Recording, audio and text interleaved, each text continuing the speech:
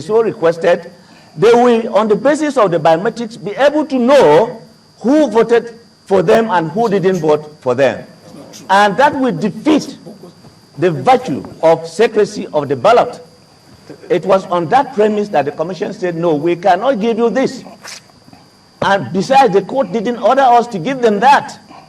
Okay, let me quickly ask you, Mr. Okwadokun, you're saying that that is not true. On what basis would you say it's not true? It is not true. They are still lying. The database is the property of Nigerian property. The court of law asked them to produce it. They couldn't because they knew the damage that they have done. But let me further say to this too. As public officials, they cannot continue to make them our bosses. We are the voters in town, and we are proved that we are working towards ensuring that every vote counts.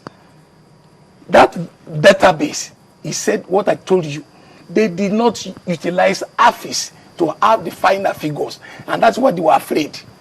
But what Mr. Omega is saying is that the database being requested has the biometric information of those who registered, and Data Protection Act would mean that you cannot reveal that. For God's sake. Yes. They have a duty to prove that they not only conducted the election fairly, accurately, but they must be seen to have done so. They failed to provide this database for verification. Okay. And it's supposed to be their duty to do.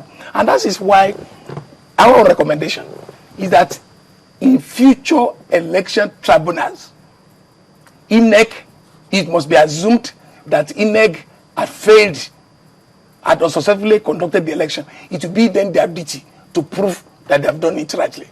Okay, let me ask you, Meka, you feel that what the court asked for, what the tribunal asked for, what's your understanding of it, and what's your understanding of what Mr. Omega is saying? You see, it's a problem that is larger than we're looking at. Yes. You see, if the database is properly handled, we won't need to pay so much money to the National ID Card Scheme. Over $240 million gone throughout the world. We all know that where you have a fee system working, the data of everybody is there. What's difficult about letting the world know your age, letting the world know that you voted in this election for a particular party? It's not a cult thing. No, but I wouldn't want anybody to know what political party I voted for. It will not be published to the whole world. If you look at to a political party or political parties, the court is going to study it and come to a conclusion. If you look at the last election in America, they were able to know that people below certain ages voted for so and so person. They were able to know who women voted for, not the particular women. You see, because of the way we practice here, there is no need to make these things secret. Moreover, we are still working with that old mentality that these information belong to the operators. No, they are working for the masses. They hold this information in trust. If the INEC officials were sitting in their homes, those information will not be brought to them. So it's not their private property. Nigerians own this information. If for any reason the court says publish this thing and you suffer anything as a result of that publication, you have a right to seek redress. Yes.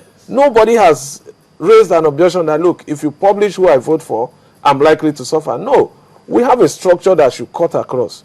We also need to put the basic things in place. Okay, let me ask Mr. Omega then. Mr. Omega, very quickly, explain to us what CPC was asking for. Were they asking for the detailed biometric information about the voters, or were they saying present it to the tribunal and let the tribunal be the one that looks at it?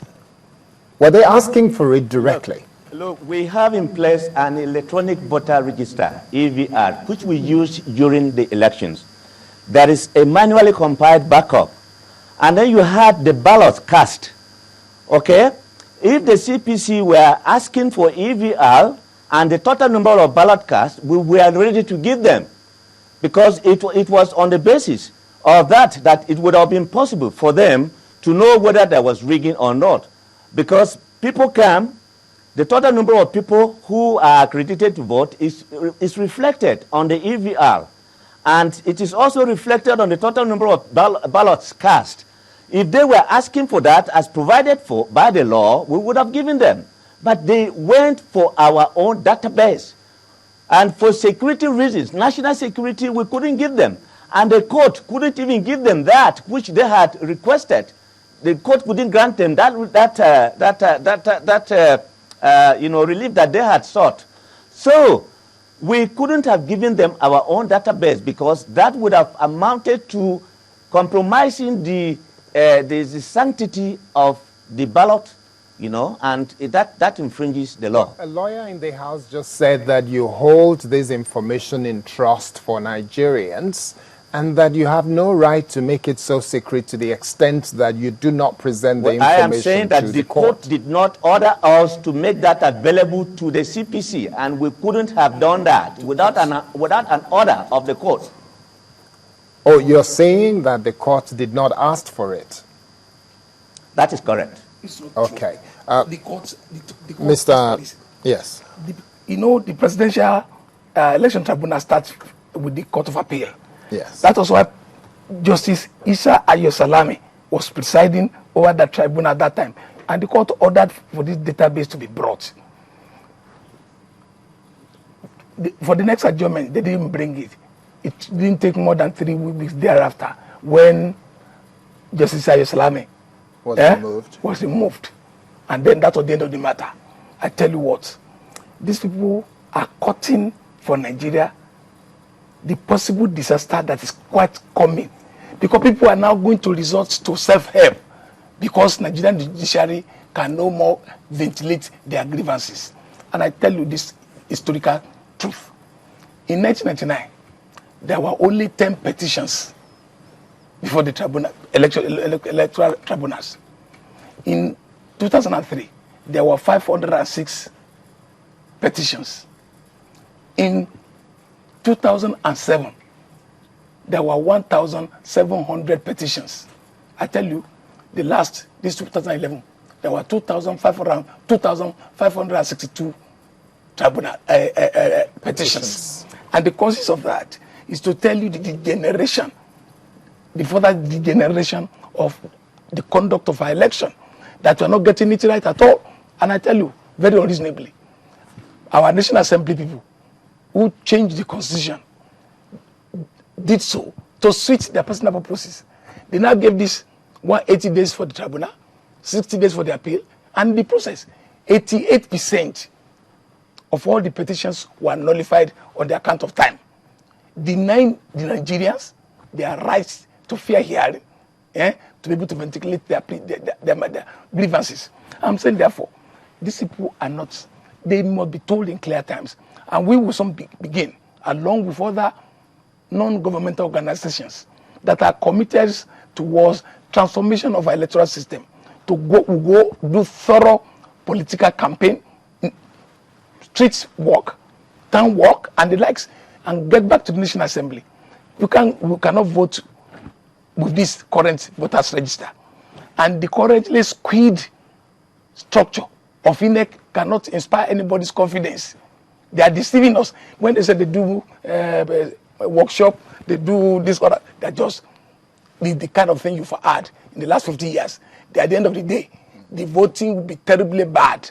Okay, let's ask Mr. Omega then. Mr. Omega, in terms of the composition of the INEC as it is, especially the core elements of INEC that has just been presented to us, when you have that many people from a particular section of the Nigerian society, what is your thought on this, both officially and personally?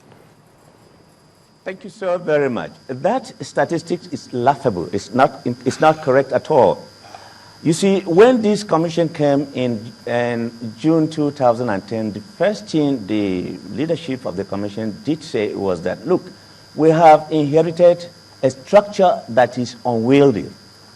We had 16 departments then and directorates. And why the chairman was addressing a press conference precisely in